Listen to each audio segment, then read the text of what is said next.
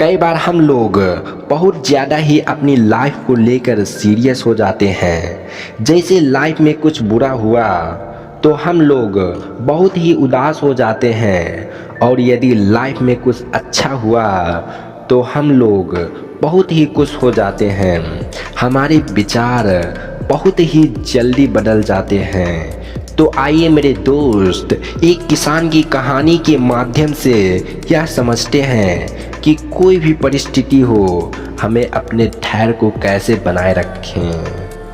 एक समय की बात है, एक किसान था जिसके पास एक हाथी था। वह अपने इस हाथी से बहुत प्यार करता था।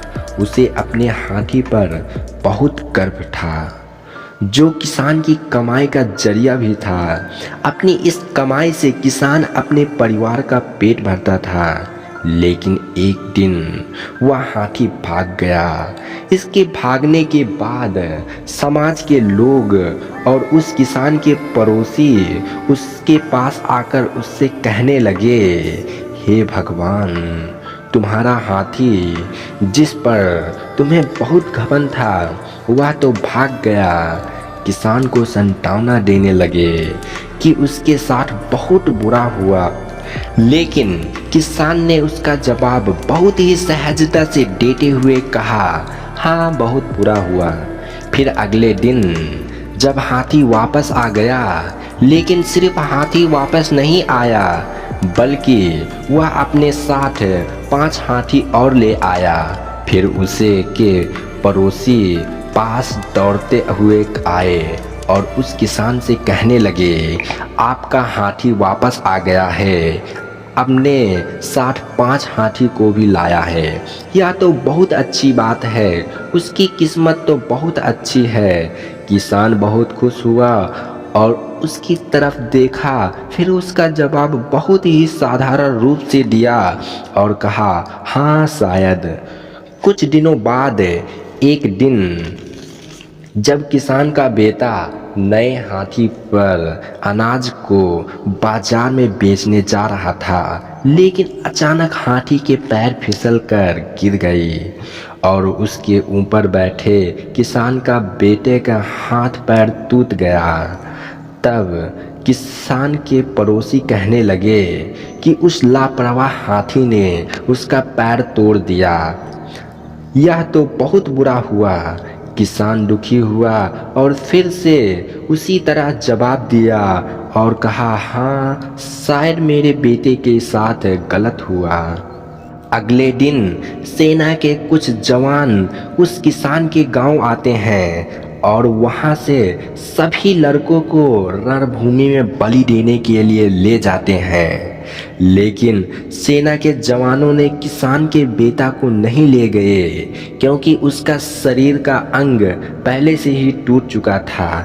यह जानकर किसान के पड़ोसी और बाकी गांव वाले किसान के पास आए और बोलने लगे कि तुम्हारा बेटा को तो सेना ने बलि के लिए नहीं ले गए।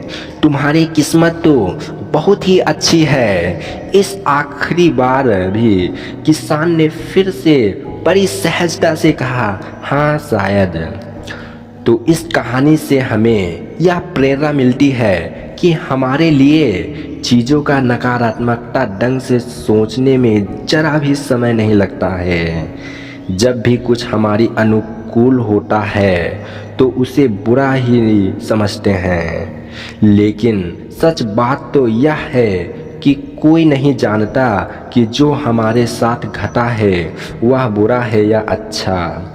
इस कहानी में भी किसान के भाव में परिवर्तन परिस्थितियों के कारण होता है।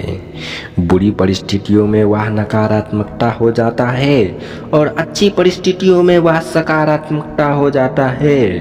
इन नकारात्मकता और सकारात्मकता परिस्थितियों के बीच समय के धैर्य रखना बहुत ज़रूरी होता है। हमारे समाज में, हमारे देश में ऐसे बहुत से महान लोग हैं जो अपने जीवन में असफल हुए, हारे, अनेक बड़ी बड़ी बीमारियों से लड़े, किंतु उन्होंने कभी भी अपना धैर्य नहीं खोया और ना ही हार माने। यही आगे चलकर बड़े प्रसिद्ध हुए, सफलता के मुकाम पर पहुँचे और महान बने। हमारे बड़े बुजुर्ग सदी ही कह गए हैं कि जो होता है अच्छे के लिए होता है। यह छोटी सी लाइन हम लोगों को बहुत कुछ सिखा जाती है और ये बात हमें कभी नहीं भूलनी चाहिए।